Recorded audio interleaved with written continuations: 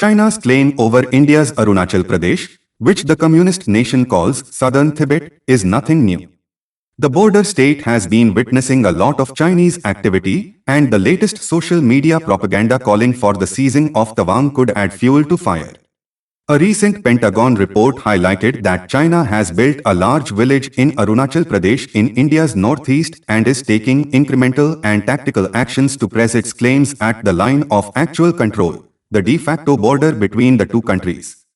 Amid all this, Twitter and other social media sites have been abuzz with propaganda that claims that Chinese PLA soldiers are heading to seize Tawang.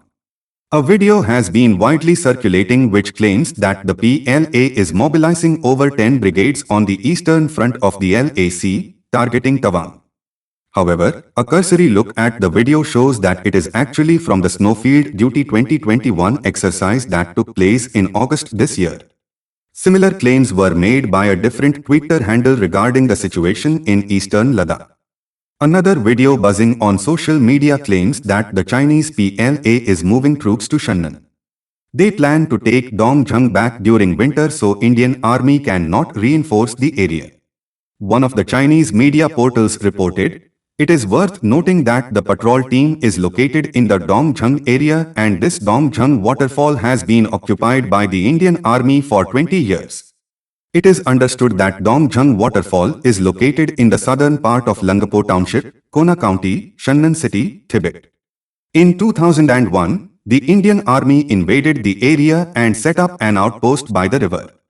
The post adds, "At present, India and China are still confronting each other in some areas and India has temporarily invaded some of our areas, but overall, we occupy more."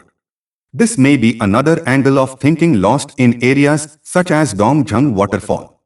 Experts believe that China via its social media is fueling propaganda against India. Earlier, they would only resort to biased state-owned media's editorials, but now they have taken a different approach like releasing images from Galwan Valley clash or aggressively promoting their war drills on social media. The aim is clear: psychological warfare, the expert who did not wish to be quoted said. Thank you everyone for watching this video.